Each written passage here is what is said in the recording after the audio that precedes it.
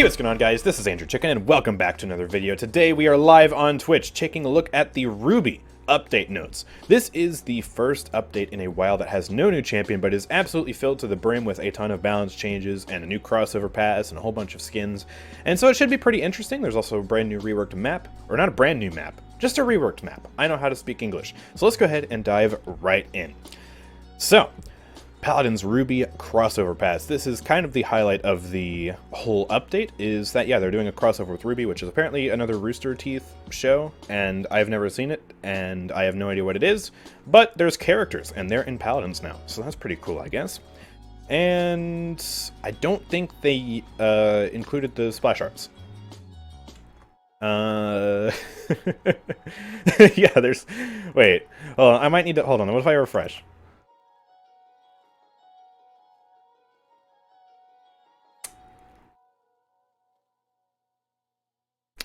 Hey, look at these skins, guys!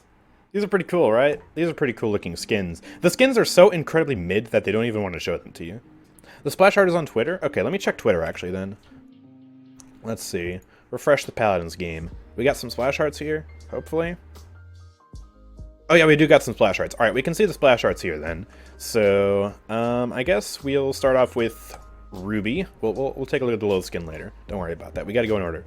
So this would be the RWBY Vora skin, which is, yeah, it's red. That's cool. Actually, the scythe is pretty cool. I do really like the scythe on this skin. One thing to note about all of these skins is that they have ginormous eyes in the actual in-game models, which to me at least throws them off a little bit. It makes them look a little bit weird to me, but I get why they did it, because of course in this show they probably also have very big eyes. So I guess it kind of makes sense, but it also just kind of looks weird at the same time. But yeah, it's an alright skin. And yeah, moving on, there is the Imani skin, which is Yang Zhao Long, I believe is how you say that. And yeah, she has like a weird little gun gauntlet, but she doesn't actually shoot out of the gun gauntlet. There's no like custom animation for that. It's just another Imani skin. Honestly, I kind of prefer some of the other Imani skins much better, like Star Sister and like the Genesis one or whatever that one is called. So... But yeah, Imani skin, cool. Nice to see her get a skin, because she doesn't have too many, so that's nice. Satu skin, this is probably my favorite of the crossover pass. Because, yeah, the gun looks really nice, the effects look really nice, and the skin itself is solid. But yeah, it's still, like, I'm not super duper excited for it, but I mean, it does look alright.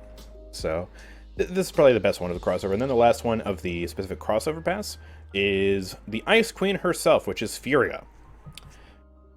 This skin is ever so slightly problematic. This is a Furia skin with no wings whatsoever. Which, yeah, it's, well, you could argue it's a bit pay to win, because you're not nearly as big. And, yeah, it's just, I don't know, I think that's kind of awkward, and I think that's kind of weird. Especially because, like, there are skins that don't technically have wings for Furia already, like the Dragon Hunter skin or whatever that's called.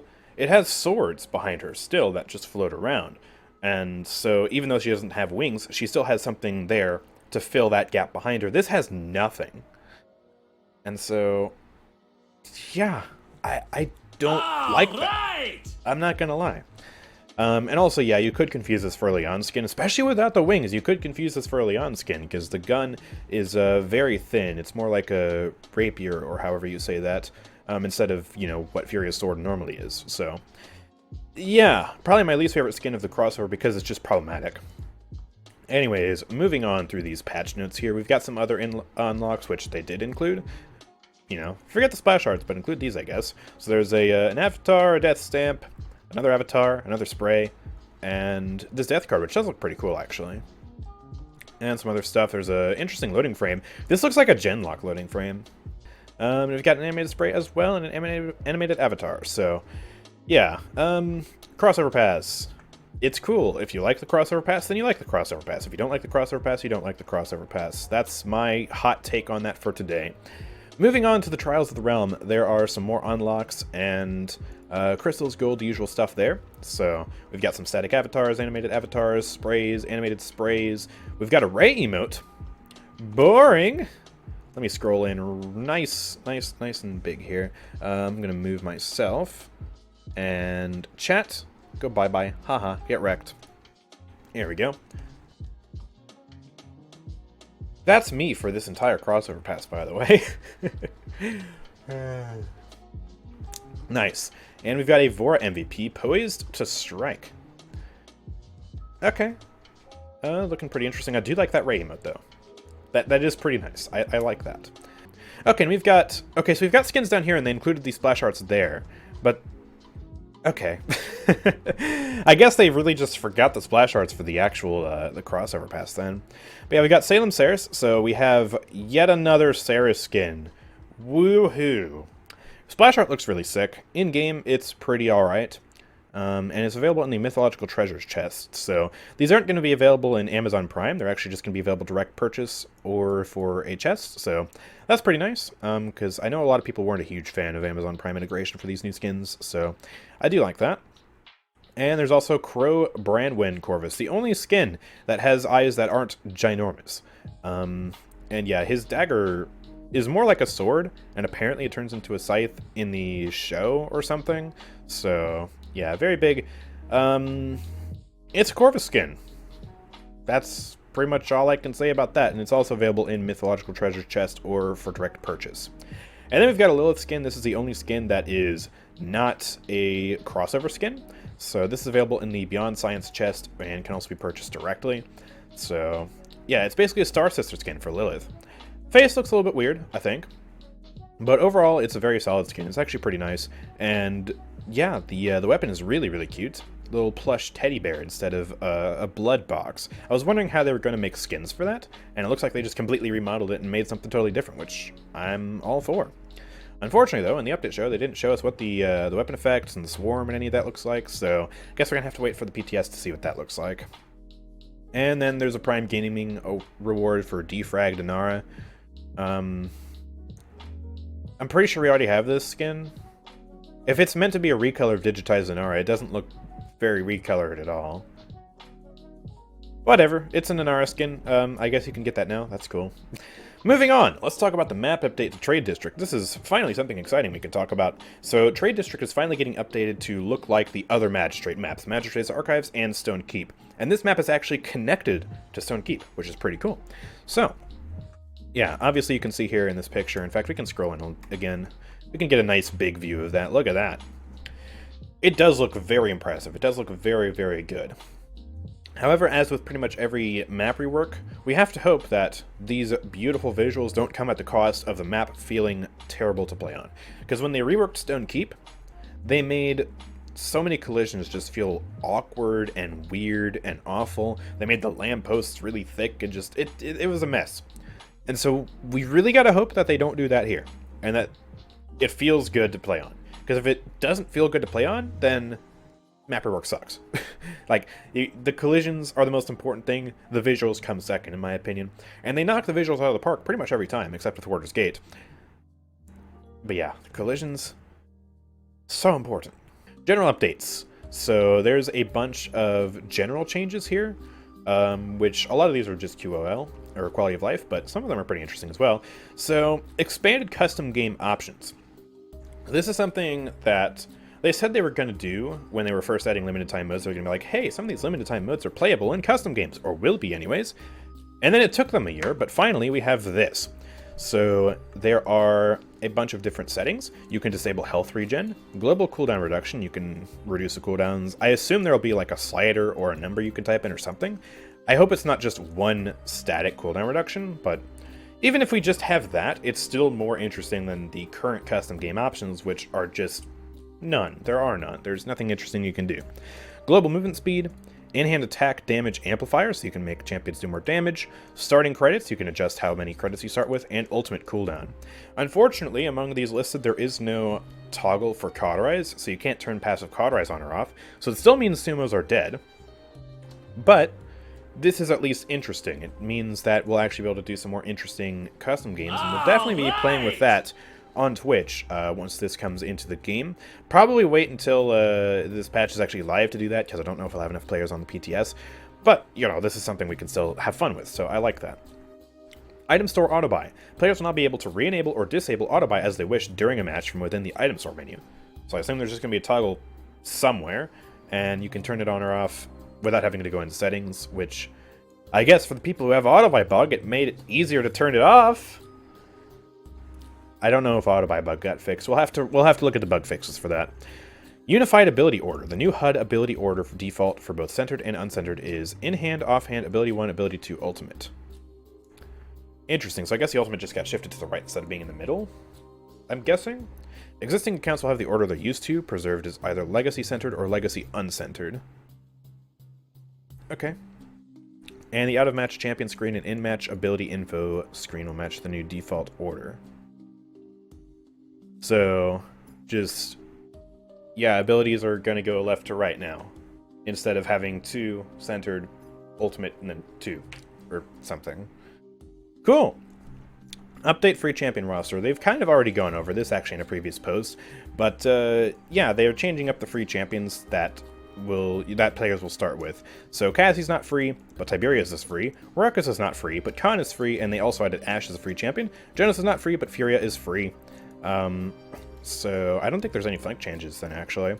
And yeah, if you already owned Cassie or Ruckus or whatever because they were a free champion, then you'll still have them as a free champion. So you won't get a refund or anything, you'll just own them. And then I assume you'll also own the new free champions. So yeah, they're not going to screw you over and force you to buy champions that you already had. Finally, let's move on to balance. Probably the most important and interesting thing here. So these first few changes are extremely interesting. So, let's just go piece by piece. General changes. Almost all on-killing blow cards have been converted to on-elimination effects instead. Notable exceptions are cards interacting with specific mark mechanics, such as Lex and Tyra. You'll see these changes detailed below for each champion who had such a card. This is gigantic. This is a massive buff. Like, giga massive buff to champions who relied on such cards like these. Buck is the key example. Key example. His card reduces cooldowns by 75%, but it's only on kill.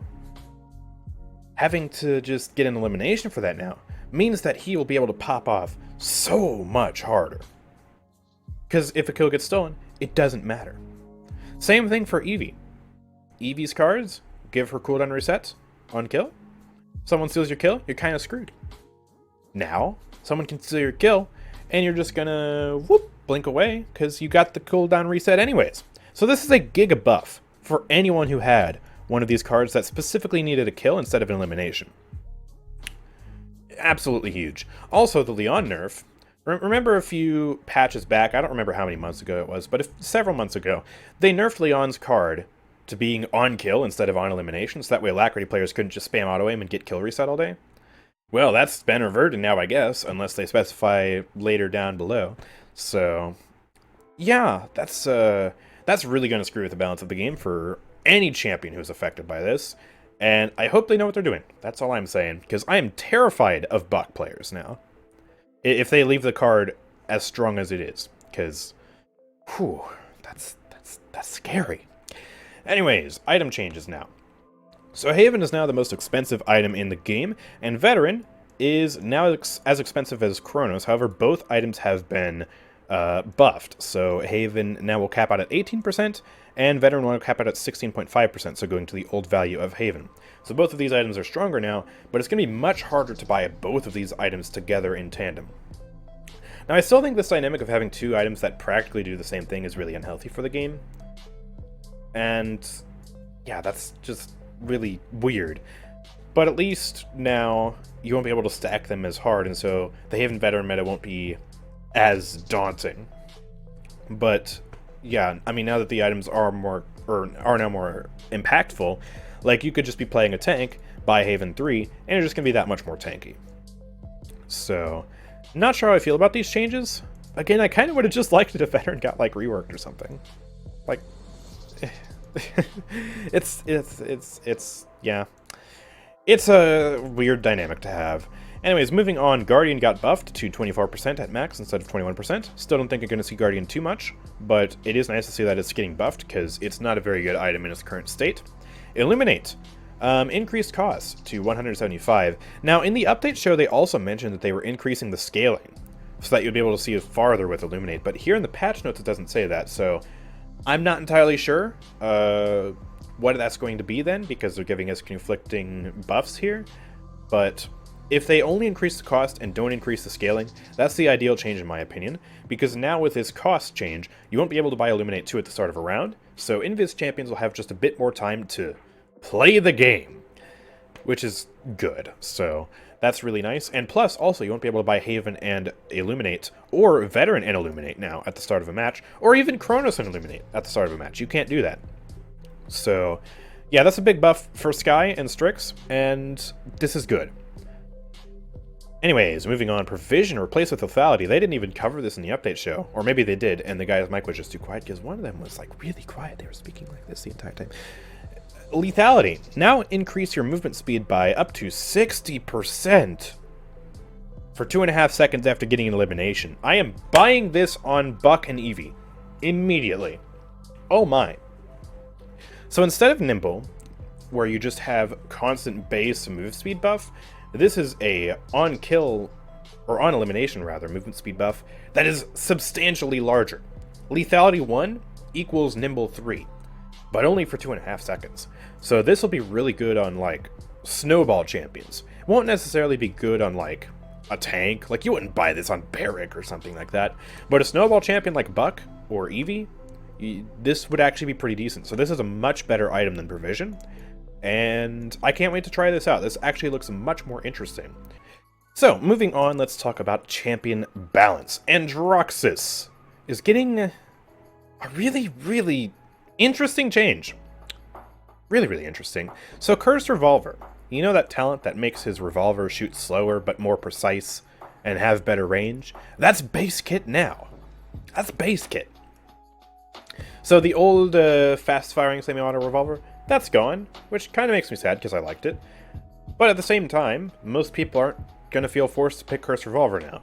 However, Cursed Revolver did get nerfed in its base kit implementation, so it does 550 damage every 0.5 seconds instead of 600, so it's not going to hit as hard, but it's still going to hit pretty nice. You know, you're still going to 4-shot a lot of people. He won't be able to 3-shot Eevee, though, without a headshot, which, hey, I'm happy for that. And, yeah, ammo count of 6, fully effective up to 50 units. I believe that's still the same. I don't know if the fall-off has changed, because I don't remember the specifics of Cursed Revolver. But because Cursed Revolver is being implemented in base kit, the Cursed Revolver talent is reworked, and it's basically a weird form of crackshot Strix. So your revolver applies an effect that lasts for 2 seconds, dealing damage every 0.15 seconds, that increases damage the longer it remains on the enemy. Maximum damage per hit is 50. So you shoot, you hit shots consistently, and those shots ramp up the damage based on how long the effect is on. So instead of being a static amount of fire, that just ticks the same, and you just refresh the duration. Instead, it's the longer it's on, the more the fire deals, up to 50 damage every 0.15 seconds.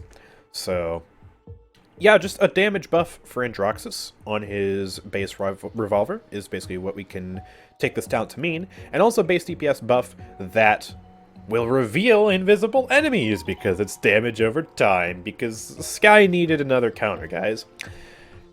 So, yeah, that's the thing now. Also, hit 2 of his cards have been changed. So instead of generating ultimate charge after getting a kill with Defiance, it's hitting at least one enemy will give you ultimate charge. And I believe the ultimate charge is scaled way lower, because I think the original on-kill card you could get up to like 30% off one kill.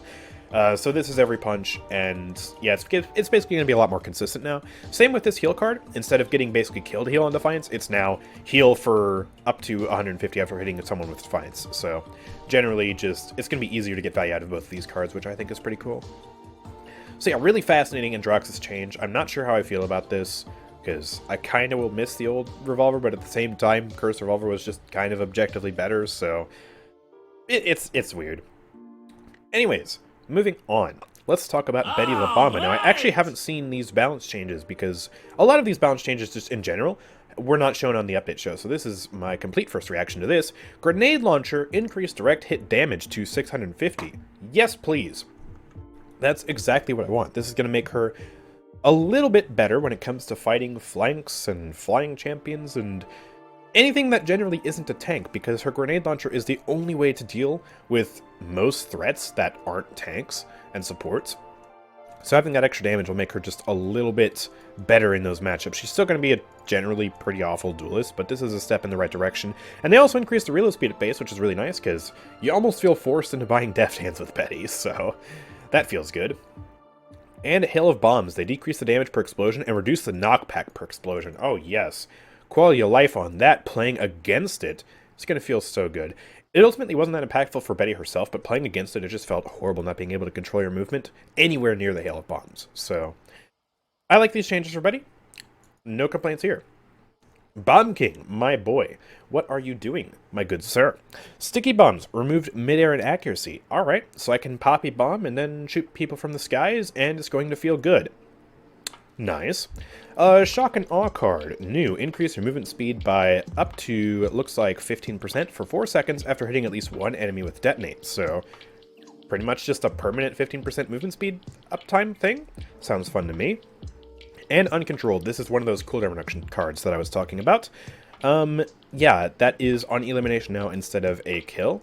And I believe, actually, that looks to be scaled down a little bit. So instead of 50%, it's 40%? I think regular right now it's 50%, if I recall correctly. I might be going crazy and forgetting. I don't know. Either way, yeah, having that on Elim now is going to be so, so nice. Alright, Buck. So this is the Stomping Ground change. New, reduce all active cooldowns by 12%, so that'll scale up to 60% actually after getting elimination, so they nerfed it by 15% at max. So instead of 75% cooldown reduction, it's going to be 60% cooldown reduction, but it's after Elim instead of after kill.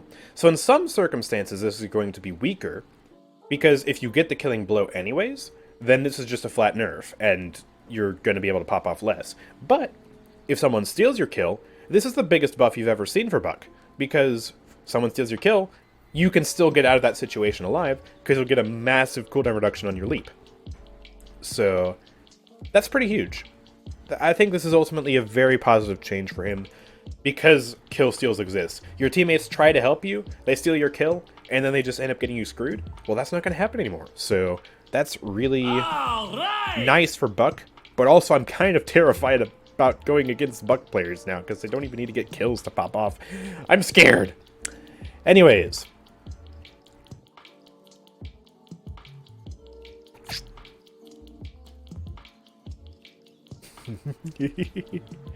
Yes.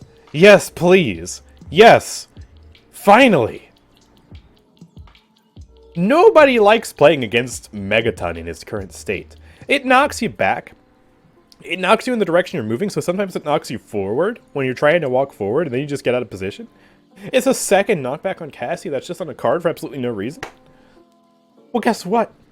Now it just increases the explosive radius of the blast shot. So it's more reliable damage, but you don't get knocked back like you did. And you can run this with the cooldown reset card and spam blast shots like crazy. But you won't knock people back.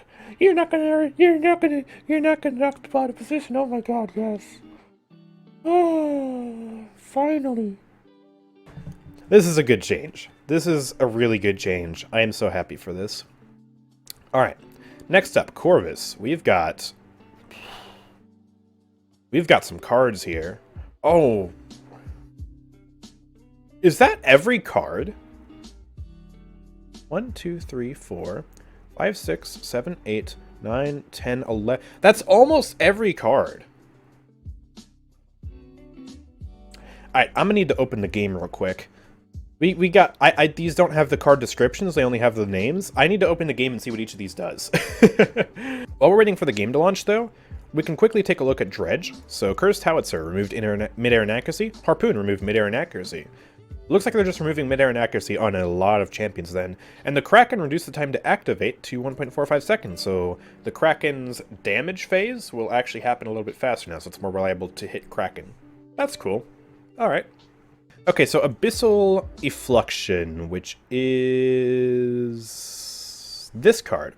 is getting reduced scaling. So instead of scaling at 5%, it's going to scale at 4%. And it says 5 per 5% and down to 4 per 4%. But the way this scales is actually that it increases the duration, not the DR. So I think that might be a typo on the thing then. But basically 4% for 4 seconds instead of 5%. So a small nerf to that. Abyssal Shift, which is this card, is increased scaling from 5% to 6%, so a maximum of 30% DR now, which is pretty cool. By My Will, which is this card, increased scaling to 4 instead of 3, so more ammo. Interesting. Condemnation, which is this card, increased scaling from 2% to 5%, and increased the threshold requirement from 60 to 70%. So that's interesting. So the way this card works right now is you increase the healing you do by 10% while at or below 60% health. So you get low, and then you do more healing. But if that's going up to 5% per tier, that's going to be 25% extra healing while at or below 70% health. It's very easy to get to 70% health in this game. And so this might actually be a card worth running with that major scaling increase. I don't know, we're going to have to test that. Let's see, Crushing Expectations. Where is that? There it is. This one, decreased scaling from 3% down to 2.5%, so reduce movement speed on Crushing Expectations. Interesting. So it seems like they're nerfing a lot of these, like, pocket cards. Grand Design, that is this card. So they are decreasing the scaling of that, so less lifesteal as well, done from 3% to 2.5%. New Resolve, decreased scaling down from 50 to 40. People used this card? Okay, interesting. Ominous Relic, which is this card. Increase the scaling, so you generate more ammo from 2 to 3. Okay, cool. Shadow Tribunal. Increase scaling on this, so you get more healing on Shadow Tribunal from 2 to 2.5%. The Price of Salvation. There's so many freaking cards that are getting changed. What the heck? Price of Salvation, where is that? This one. Increase the scaling on that, so you get more healing. Up from 75 to 80. And then the last card. Finally. So many cards. Unexpected Complications from 8 to 10. So mostly buffs, but still some nerfs to a lot of his pocket cards, but only slight nerfs. That's really interesting. Did not expect that. So, yeah, just... what can I say? There's so many card changes. Just totally out of left field. I think it's going to feel mostly the same, but there are still some interesting stuff, or there are still some interesting things. The major change I want to test is Condemnation, for sure. Other than that, most of these cards are going to feel the same. Alright, so we went over Dredge. Let's go over Drogo's. Throw of the Hunt. Reduce the cooldown of Thrust by 13% after getting Elimination. That scaling feels off. I feel like they nerfed the scaling on that. EV Balance changes. Oh no, I'm scared. Okay, did they destroy my EV, please? Okay. Avalanche. Increase your movement speed by up to 40% for 4 seconds after getting an Elim. Okay, that's normal. Impact. Reduce your cooldowns by 8% after getting Elimination. That got nerfed. That got nerfed. No. Don't nerf. Don't nerf her. Edie. So Impact currently can scale up to 50%. It's only going to scale to 40% now, so I'm going to have to put an extra point into that, maybe. Killing Frost. Please don't murder Killing Frost. Reduce the cooldown of Soar by 13% after getting an Elim. 13 times 5 is 65. Oh no, I'm gonna have to spend more points. So I'm gonna have to put this at like 5 then. I'm gonna have to put like both of these at 5, which means I'm gonna have to take 2 points out of this and a point out of that to get the same effect. Why? Why? Why? It's still gonna feel mostly the same with the current build I have, but I feel like this is going to really screw with a lot of people's builds. And the math's going to be a bit off. Because like 65 plus 40, that's going to be 105% cooldown reduction, and there's no real clean way to get that, like, to exactly 100%. Man!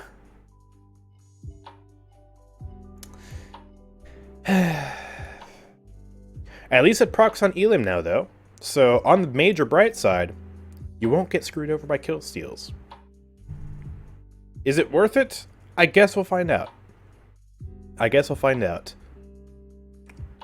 Hopefully, I don't have to cry. Hopefully. Right. Let's see. Fernando changes. Last stand reduced the healing scaling value from 100 to 90, and reduced the active threshold from 40 to 35%. More of a reason for me to run Brand. Some people thought it was weird that I run Brand instead of Last Stand. Honestly, it is kind of weird that I run Brand instead of Last Stand, but now it's getting nerfed, so I have even more of a reason to run that card now. Yay, I can feel cool. Incinerate increased scaling value to 0.45 seconds. Instead, I believe that's the card that reduces the cooldown of Fireball, if I remember correctly. And Hot Pursuit no longer has an internal cooldown before this effect can activate again. Fernando. So Hot Pursuit is this one. Increase your movement speed by 8% for 3 seconds after hitting an enemy with Fireball, and has a 6-second internal cooldown. So I guess if you get the cooldown low enough, then you can just throw another Fireball and keep the movement speed chain going. Okay, cool. Furia abilities, Kindle Soul, reduce the size of the targeting cone. That means less auto-aim? Heck yeah. Alright, I like that. Solar Blessing, increase health per every second back up to 3,000 instead of 2,000. Oh boy. Alright. And they added a small 0.3 second delay before which you cannot reactivate Pyre Strike, and added a minimum duration that Pyre Strike will exist in place after reactivation, regardless of the initial duration remaining. Okay. So what that means, I think, then, is that normally Pyre Strike lasts for, I believe, 4 seconds. So it just travels for 4 seconds, and currently, with its implementation, if you stop the beam 2 seconds after you cast it, then it'll exist for another 2 seconds. I think what this means is that you stop it after 2 seconds, and then it stays in place for 4 seconds. Pretty sure is how that works. So that's actually a pretty big deal for Solar Blessing, because it's much more dependable with that change. You can go to the beam and know that for the next 4 seconds, you're going to have very good healing. So that's an interesting change for this. I still don't know how much you'll see Solar Blessing over Cherish, but at least it makes it more viable. Gurk, getting a single change. Spirit's Domain, up to 800 per second instead of 750. Okay. Make the healer stronger. More healing. Cool. As someone who plays a lot of Grok, I feel a bit biased towards saying this wasn't needed. But I guess for bad Grok players, this is probably very, very good. Grover. Ah, yes, Grover's getting a rework. I forgot about this from the update show, but yeah, he's getting a lot of major changes to 2 of his talents and to his base kit. So, there's actually a lot of good stuff here. Blossom, decreased burst healing down to 650. Oh, that seems bad, right? But it also applies a healing over time effect for 300 over 2.5 seconds on hit. So basically, the old Rampant Blooming kind of getting put into base kit here, but you get a reduced burst. So this will make him actually a little bit worse in late game, but he's still overall actually going to be healing for more over time, because if you add the 300 to the 650, that's a 950 heal every Blossom press instead of 800. So it's a buff and a nerf. But the really cool thing, it only took them like 6 years for this, but Grover can now finally see his own healing circle radius. It must have just been like a really hard change to implement that, you know, they were at it for 6 years, and it was just a coding nightmare, and finally, the biggest coding challenge of the century has been solved. And that's why it took so long, alright? That's the story we're going to roll with, not that they were lazy. Grover can now see his own healing circle radius. Just, thank God. Thank you. Please. Yes. Good. Crippling Throw also got a damage buff, and Throwing Axe has removed midair and accuracy, so you will be able to vine up into the air, throw your axe, and it'll go exactly where your reticle goes. Now for the talents. This is major. Deep Roots. No longer roots people at all. So, you're not going to play against a Grover player and cry. Finally! You don't need to must-buy Rizzo against a Grover now. You can just chill. And what this does instead is Crippling Throw changes to nearby enemies up to 2 times, so it still has the chain effect, so you get more damage out of it, but it also causes a healing aura to manifest around them, healing nearby allies for 150 every 0.5 seconds, so 300 every second, same as a Grok Totem, for 2.5 seconds. So Deep Roots is a healing talent now. And it heals people. near enemies. It's a bit weird, but basically, you can throw this at an enemy tank, and your tank who's standing near the enemy tank will get some extra healing, which is interesting. And it's also kind of a way for Grover to have a ranged heal where you can still heal people outside of your regular Blossom range. Because if you think about it, say you're in the back of Timbermill, you're on your high ground in the back of Timbermill, you know, and you're overlooking the objective, and your flank is all the way over on the other high ground. You can't heal them. But if you throw a crippling root at the Strix that they're flanking, all of a sudden, you cripple him, and you put a little heal circle there, and your flank is getting healed a mile away. So there is a situation where this can be useful for healing. It's really interesting. I definitely want to try this. Because also you have that scenario, but you also have the scenario where you just heal dump on a tank, you cripple the tank that your friendly tank is nearby, and then you also press Blossom, and you're just dumping heals into them. So really interesting change here. And then Rampant Blooming also reworked. This is a heal talent, but it's a completely different heal talent. So you heal for a burst of 500 and an additional 300 over 2 seconds, so 800 in total, at your location when you finish vining. So you vine to someone, and that vine counts as a burst heal. Really interesting stuff. Really, really interesting stuff. I can't wait to try both of these talents, and Grover's going to feel like a new tree. It's going to be crazy on the BTS. So, moving on, Inara, Stone Spear, removed mid-air inaccuracy. Yeah, they're removing mid-air inaccuracy on so many people. Genos, base Star Splitter getting a damage buff. Even more of a reason not to play Binary Star now. And Through Time and Space getting a damage buff to 2,650. So even with Haven Veteran, you're going to still be able to one-shot more people. This is a good change, because it feels really bad when you use Genosult on a squishy champion and they don't die. They should die. They stepped into the light. They need to perish. Alright? And this stupid, dumpy, fake god got tired of that, and so he finally went to the gym and buffed himself. Good. Good. I can make fun of Genos slightly less now for this change. I'm still going to make fun of him, though. But, you know, he is at least less deserving of it. Moving swiftly on, we've got some major Kinessa Nerfs. Major Kinessa Nerfs. Which, I know that she's not exactly a fan favorite to play against. She's a fan favorite for people to play. People like playing Kinessa, but people don't like playing against Kinessa. And so these are going to make her feel a lot better to play against. Starting off with her Sniper Rifle, getting a damage nerf both in Carbine mode and in Sniper mode. So in Carbine mode, she's simply getting decreased damage to bring it more in line with Strix's sidearm, so it's not, you know, it doesn't have as major of a gap in DPS compared to his sidearm. So that's interesting. And the Sniper Rifle now has this 0.2 seconds increased time to fully charge shot added back to it. It used to charge this slowly, and then they changed that, I think at like Season 3 or Season 4 or something like that. And now it's back to 1.2 seconds. So it's going to take a bit longer to full charge a shot. She still has the advantage over Strix where she can half charge shots, but to consistently get those full charge shots pumping out damage, yeah, it's going to take longer. This is a major DPS nerf. However, they did decrease the, they also decreased the accuracy in air and after jumping, so yeah, I guess instead of removing mid-air inaccuracy like they're doing for so many champions, they're adding mid-air inaccuracy in Sniper mode. Interesting stuff. This is a buff, though. One tiny little buff. Transporter at base reduces time before you teleport to 0.95 seconds, so you feel less reliant on reposition. Still probably going to see a lot of reposition, though. Oppressor Mines. This is not the Oppression talent, this is the base Mines. Mines will no longer target mounted enemies, so you can no longer dismount with Oppressor Mines, and they reduce the projectile speed, so you throw them out slower. And the last base kit change, Headhunter added a 0.25 seconds pre-fire, so you have a quarter of a second between when you press the button before when you can actually start to shoot and get that buff up. So you press the button, quarter of a second later, that's when you get the damage buff on your Headhunter. So, yeah, you basically won't be able to just charge up shot, press D, and instantly delete someone. You'll have a bit more time to react if you're playing against a Kinessa who tries to ult you. Now for the talents and the cards. This is purely nerfs to the Oppression playstyle.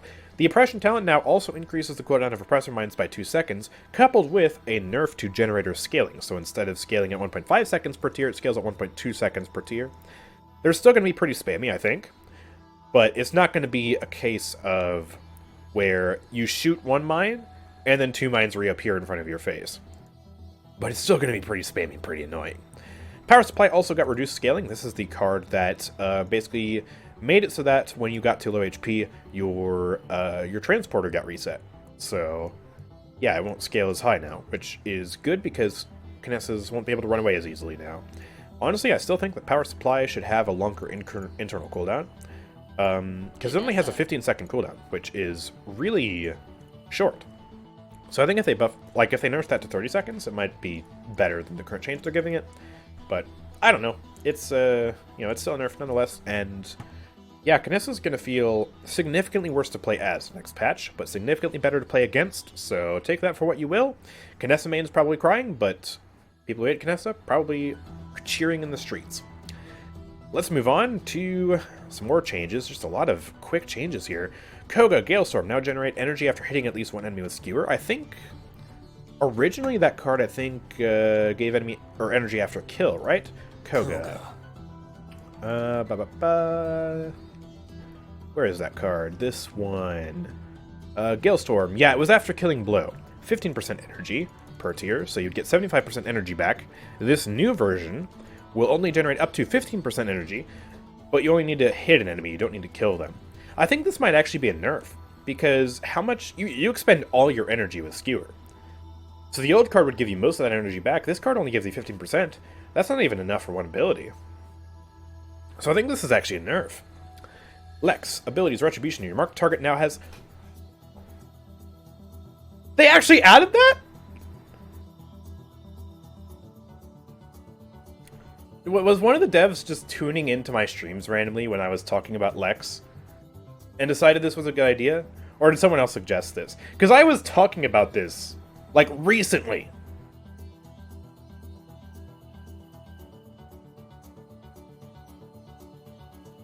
That's crazy. Okay, so yeah. Retribution target. Your marked target now has a UI element to indicate that they've been chosen for Retribution. What this means is, Lex does his little spinny thing. Boom. Kinessa. That's my target. Alright, I'm gonna go after that Kinessa. I've got the wall hacks, I've got the buff from Discovery, I've got my movement speed when I'm near him. I'm feeling good. And the last patch, that Kinessa would have no idea that a fully buffed Lex was coming to murder her. This patch, she still has to deal with all the crazy buffs that Lex can get with his cards and with his talents, but she at least knows to be very careful of that Lex, and probably don't take the fight with him. So Lex is still going to feel very powerful, but the person he's targeting will at least have a bit of a way to know that they need to be very careful. So, I like this. I like this. Lex finally feels complete. Because now, you know, the person he's going after knows that they're being going after, and so you've got like a little bit of a chase, and just... This is good. This is good for playing against Lex, but it's not going to kill Lex at all. He's still going to feel powerful when you go and try and kill the person. They're just going to know that they need to be very scared. Cool. Alright, Leon, yep, this card got changed. I think the general trend that they're doing with a lot of these cards is making it so that, yeah, they trigger on Elim now, but they reduce the cooldown scaling, because this was another card that scaled up to 50%, and now it's only scaling up to 40%. But now that it scales on Elim instead of killing Blow again, I feel like the Alacrity playstyle is going to be back to some extent, where you can just play Alacrity, spam, and if something dies, you can spam some more, and you don't even have to be the one who kills them. So, yeah, ultimately this is still a pretty big buff for Leon, especially because her cooldowns are already pretty low to begin with, so, you know, that extra 10% isn't really going to matter too much. Lilith. Only 2 balance changes. Increase the range on Blood Hex so you can apply it a little bit farther away, and decrease the knockback applied by your shots by 55%. There shouldn't be a base knockback at all, but there is, and at least it won't feel as terrible now, because it kind of just screws characters like Drogo's. You just get knocked back midair, it screws with your momentum, it's weird. Alright, let's see. Damba, getting 1 single buff to Mending Spirits, and they are buffing the passive cooldown reduction applied when you miss to 2 seconds. Interesting. I thought 1.75 seconds was just right, but I guess they didn't feel that, and so it's going to be even more forgiving to play Damba now. Okay. I'm just happy that they still made that change to begin with, so this is whatever. Octavia, Distortion Field changes, Marksman Rifle changes, Leap changes. Okay. So, Leap. Players can use the jump keybind to stop in air. I wonder if that's replacing the scope. So instead of scoping in to stop midair, you just press jump to stop midair. If that's the case, then that means you can scope in and still carry your momentum down, and so you can play that more freely, which is good. Distortion Field. Just decrease radius down to 20, reduce duration, so distortion field is going to be less annoying to play against now. And this is also an indirect nerf to asymmetric warfare. Since the duration is lower, you're going to get less value out of the healing and out of the damage. Marksman rifle. Decreased damage, increased effective range. Okay. So less bursting close quarters, but has, like, actually way better range. That's 25 extra units. That's pretty good. And increase the minimum damage done at range from 50 to 55%, so making her even better of a mid-range to long-range character. Okay, I can get behind these changes. These are pretty interesting. Pip. Mega Potion. Increase bonus healing again. They can increase the healing all they want to with Mega Potion. It's not going to make it a reliable healing talent. The problem with Mega Potion isn't the healing value. The healing value is superb. 2,000 burst heal? Very solid. Problem with Mega Potion is that it doesn't have anything else to it to make it more reliable. It doesn't have any cooldown reduction. It doesn't have any range increase. You know, I think a range increase on Mega Potion, the talent that's literally calling itself Mega, would be appropriate. Just saying. So, yeah, they can buff the healing, but that's not going to make it more reliable. This isn't the change that Mega Potion needed. Common Medic, however, re-added the self-knockback inflicted by potion launcher shots with this talent equipped. Originally, when they took this away, I was a fan, because I was like, oh, I won't be annoyed anymore. But then I realized that you can use the knockback to, like, give yourself momentum, and you can combine it with weightless to do some cool stuff. And now I'm realizing that, yeah, actually adding that back is appropriate. So, this is... You know, it's a good change. It's a bad change for people who don't like knockback, but it's a good change for people who like to do pip tech. Which I'm not too experienced with pip tech when it comes to using the launcher to knock yourself forward. But I mean, you know, for the people who know how to do that, then this is a really good change, and a very small niche of pip mains are going to be very excited for this. Next up, let's see, Raum Subservience Rework. All your living allies are healed for 2% of their maximum health for each soul harvested. This applies to all allies regardless of range.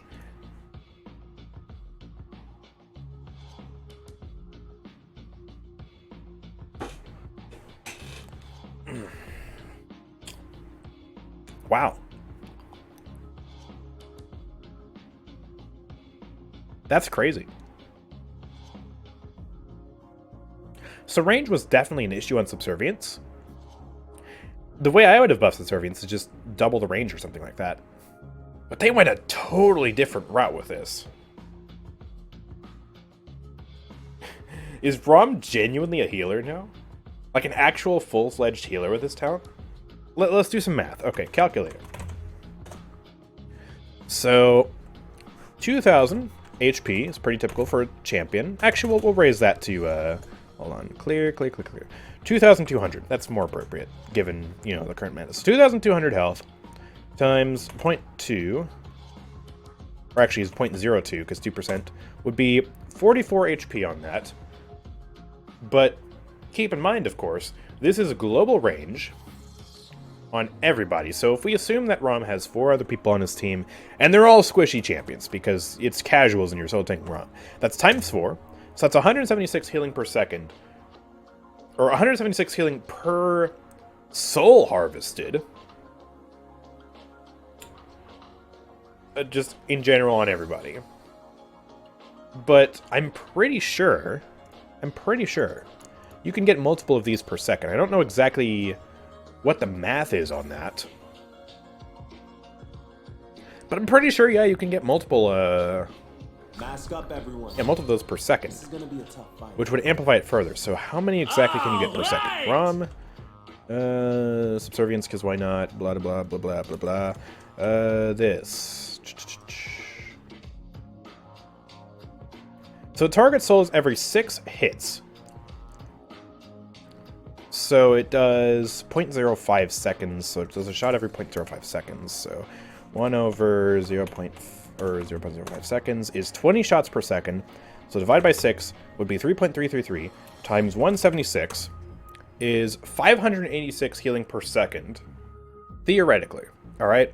Assuming that he is playing with 4 champions who have 2,200 health each, That's 586 healing per second. But again, it's spread across 4 people, so we divide that by 4. That's 146 healing per second on every character on the map all at once. So that is getting relatively close to Genos Mark levels.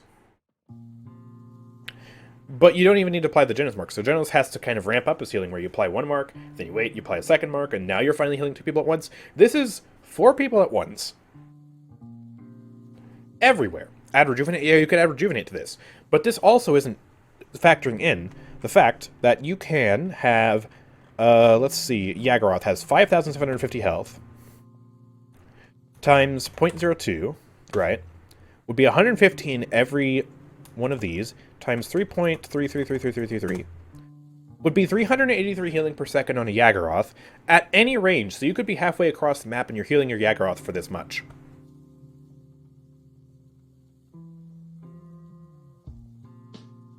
That's crazy.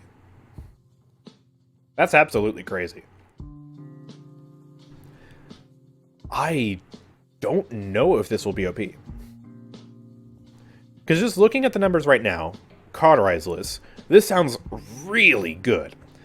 But scale it down with 90% cauterize, this, that's not going to be as much healing. I think this is definitely a very interesting change, though. Because, yeah, ignoring the fact that it's 2% max HP healing or whatever, which finally we have a percent-based healer. You know, I've wanted that.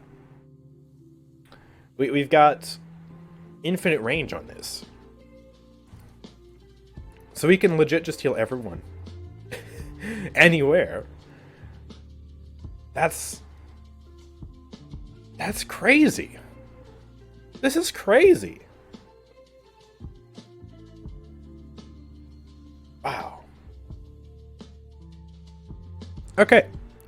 Well, let's move on. So, Ray's got some changes here. Restraint. Spirit Link now no longer prioritizes allies over enemies. So, by default, you prioritize your allies, meaning it's kind of hard to hit enemies sometimes.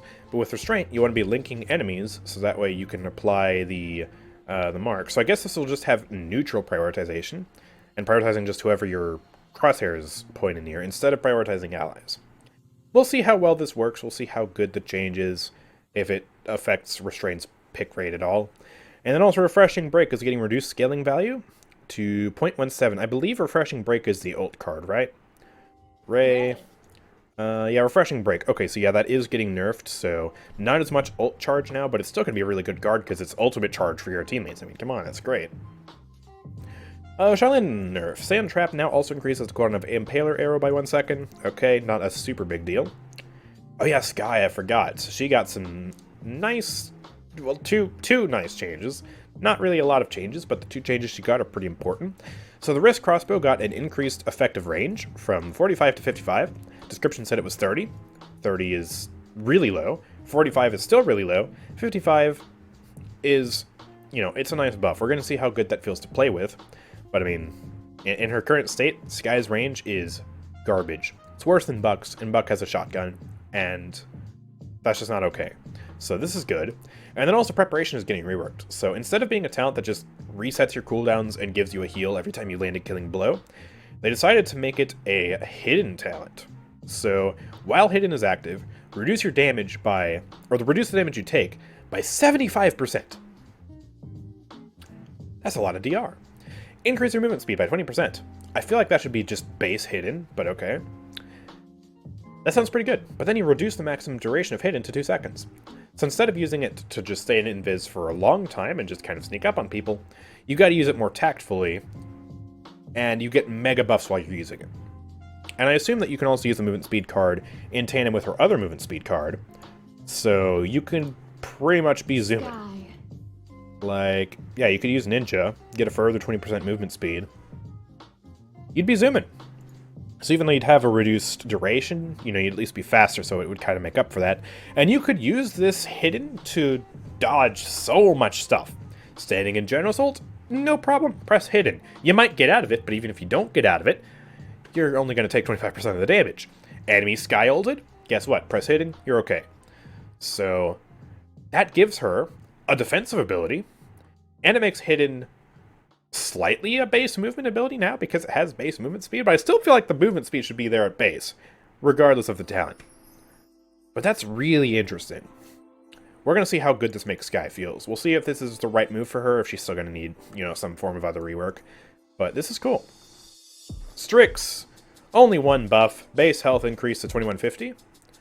That's actually a pretty substantial health increase, and that's going to make him a little bit harder to dive, but it still doesn't change the problem that his invisibility sucks, and he has no defensive ability, and he has no movement ability, and his DPS is also rough. But since they're nerfing Haven and Veteran, I guess maybe that'll make him better. And so that's why they're holding off on buffing damage or whatever. I don't know. It's Strix. Still not going to play him.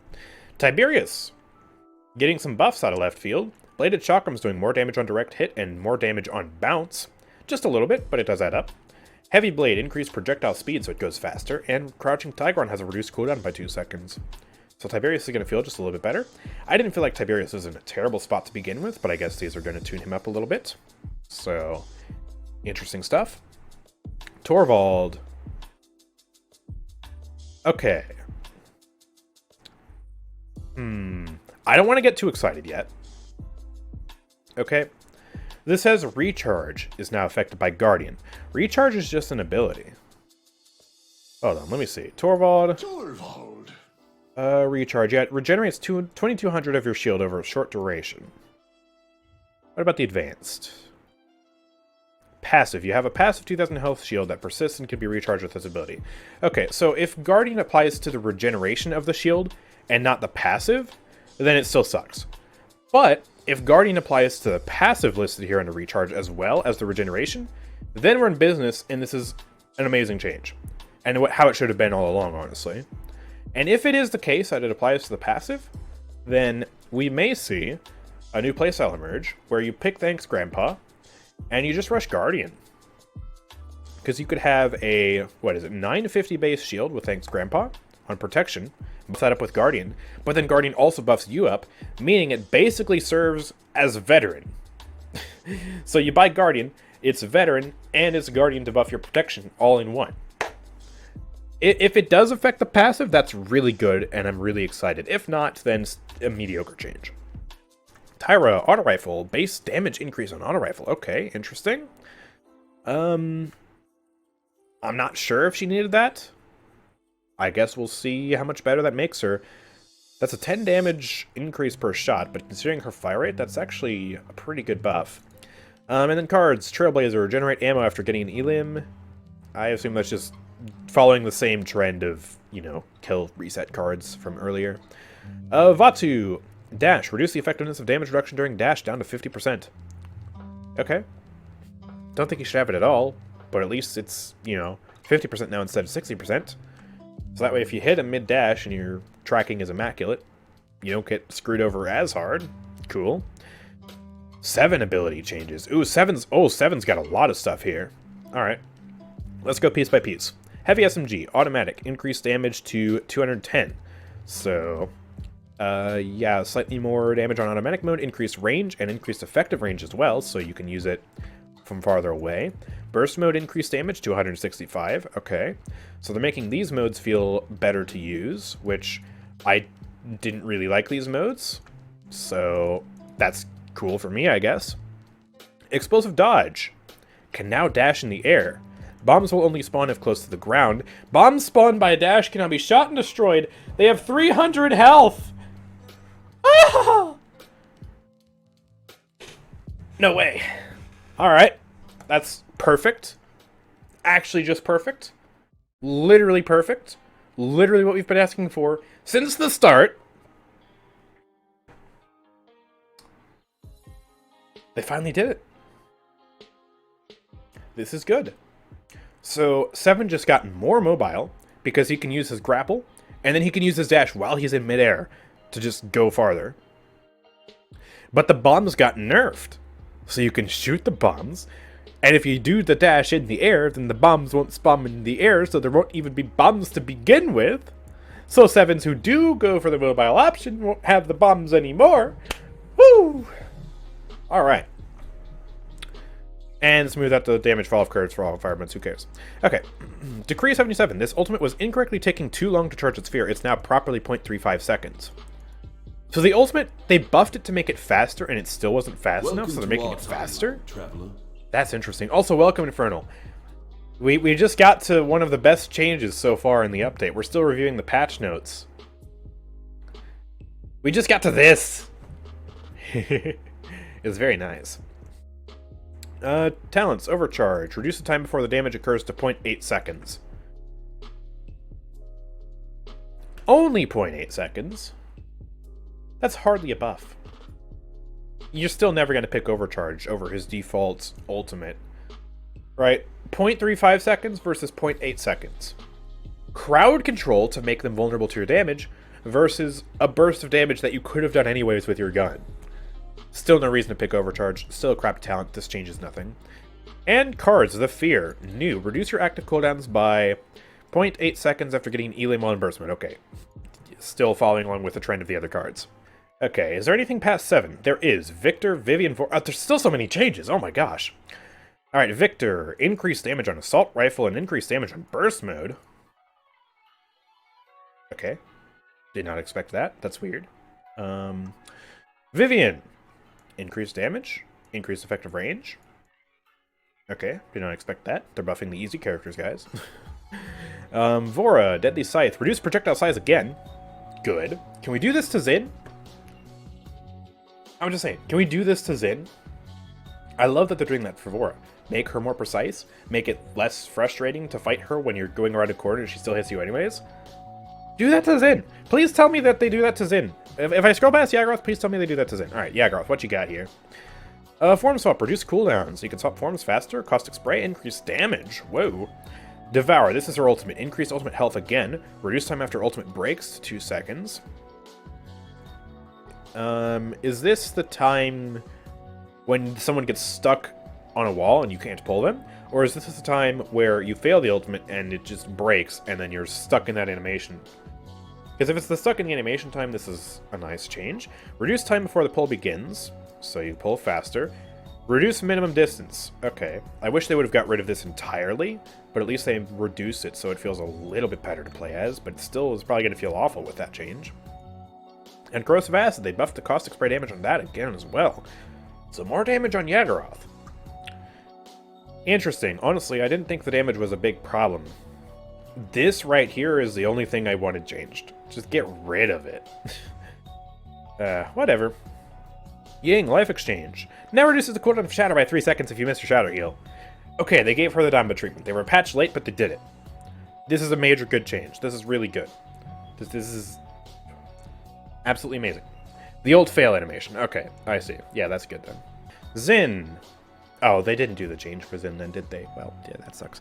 Fan the Flames. Reduce cooldown of Billow after getting Elim, and Heartless increase movement speed after getting Elim, so just card changes. Okay. So they nerf Vora's projectile size, but they don't nerf Zin's projectile size. Come on, just do it to Zin too. We all want it. I don't want him to have truck-sized projectiles. I want him to take a little bit more skill than that. Whatever.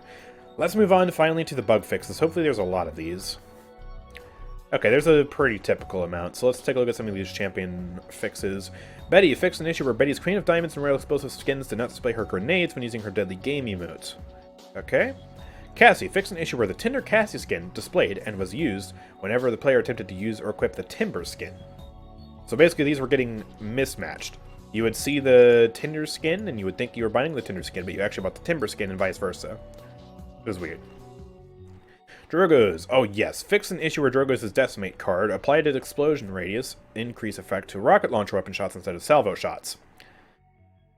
So they had a bug where Fusillade was broken and applied to the AoE instead of the direct shot. And then they fixed that, and because they fixed that, they bugged Drogoz' Decimate card to do this. So now that they've fixed Drogoz' Decimate card, place your bets now, chat. What do you think is going to be bugged with Drogoz next? Okay? What do you think is going to be bugged next? I think they're going to somehow find a way to bug the internal cooldown of the combustible card, so that you can just spam combustibles all day long, and you're not going to have that internal cooldown stopping you, and it's going to be busted. All right, that's my bet. Total shot in the dark, but we'll see what's bugged next. Okay, Imani. Fix an issue where Imani's Powerball weapon effects would get stuck on her hands if she interrupted the charge of her weapon shot. Okay, visual bug, don't care. Fix an issue where Lilith's Blood Hex ability was not scaling to 600 healing on its last tick. Okay, so you're losing out on healing there. That's been fixed. Moji. Fix an issue where Moji's familiar spit and spray UI in the HUD would unnecessarily duplicate. Okay.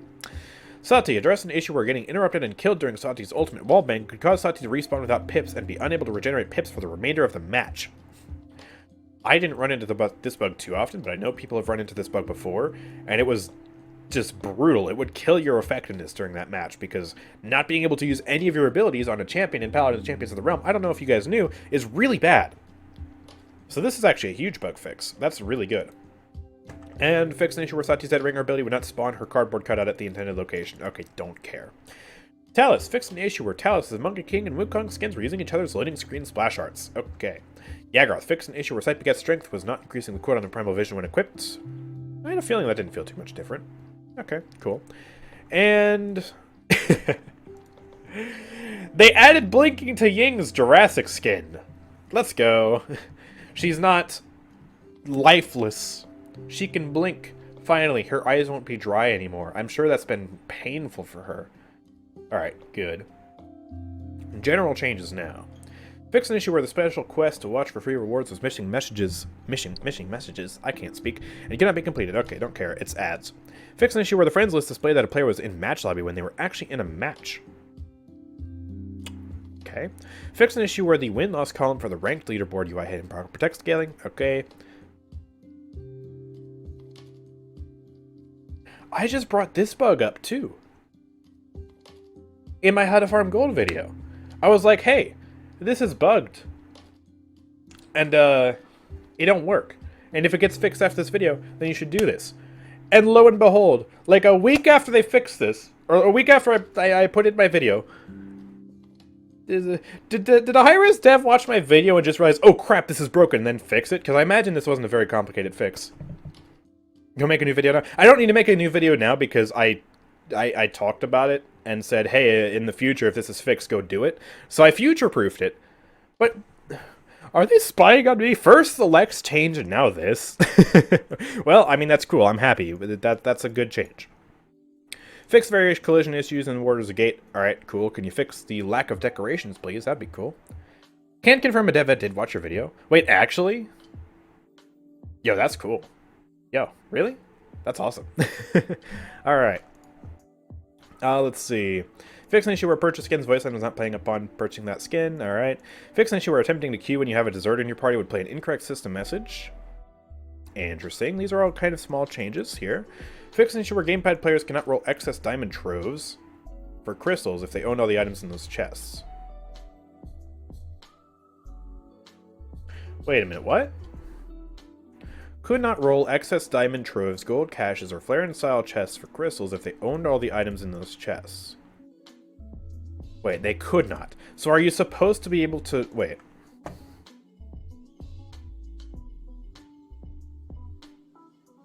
Well, I don't... Okay, gold cache. I have access to those. Wait.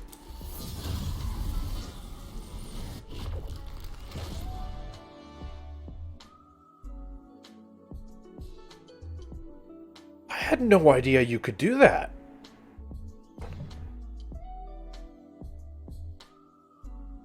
This was implemented last patch?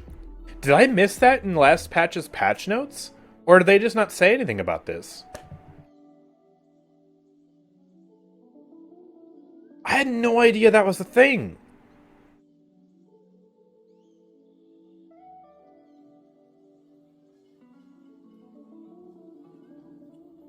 Can I do that with, like...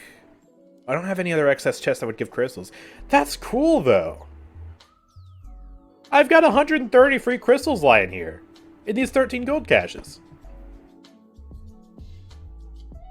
That's cool. I had no idea that was a thing. Okay. I learned something new. That's awesome. Alright. Fix an issue where audio lines and menus would play on top of each other instead of cutting themselves off when a new audio line would begin to play. In menus. So is this talking about announcer packs? Or is this the case where I can no longer spam the Grover W-O-O-O-O-O-O-O-O line 5 times on top of each other? Because if it's a case where I can't spam those lines on top of each other, it's a sad thing, but it's also a good thing, because then we can do some mixing and matching with voice lines to make them cut themselves off and find some meme potential there or something. I don't know. But, interesting. Okay. PlayStation crossplay settings display broken text is one of their options. Okay, fix that. PlayStation controller UI display and settings denoted the incorrect button as the touchpad. Okay. Fix an issue where champion hover states in some menus were not being put out on the frontmost UI layer. Okay. Fix an issue where reminder messages could overlap in the death cam screen in matches. I think these are like tips. I haven't had those on in years, so I didn't know this was the thing. Fix an issue where players could select play while waiting to load into the match lobby of a custom game, causing them not to load the match lobby UI properly. Okay. Yeah, I know trying to load into custom games is sometimes weird and glitchy, so... Okay, that's good. I'd like to see fixes for that. Fix an issue where players could select to return to lobby from custom games or training games. Wait a minute. Fix an issue where players could select return to lobby from custom games or training games. Are we not supposed to do that? I thought that was an intended feature because they're custom games and training matches. Am I not? The leave lobby is only multiple times in the same match. You can still leave games normally. Oh, so this is just poorly worded then. Because I was about to say, if they're getting rid of that functionality, I was about to be really just confused and sad. Okay, so what is it actually doing instead then? Because like if you leave the lobby, how would you join back into the lobby to then leave the lobby again? Or what does that mean? Explain yourself, Infernal, because I'm confused. It caused players to get into a stuck state and causing lag and issues for them. So is it just making return to lobby more reliable? Is that it? Because why does it say that then? This is... Okay. This is confusing. Whatever. It only happened when players spammed it in the exact match, otherwise it's just normal, it's confusing, yeah. Okay. So basically it doesn't really matter. Okay, moving on. Updated some UI in the Trials of the Realm screen to remove some irrelevant gamepad callouts. Okay. Updated the UI in the Quest screen to remove some irrelevant keyboard and mouse callouts when using gamepad. Okay. Updated some UI in the play screen to prevent multiple hover states in the region's submenu. Wow, these are... I don't care.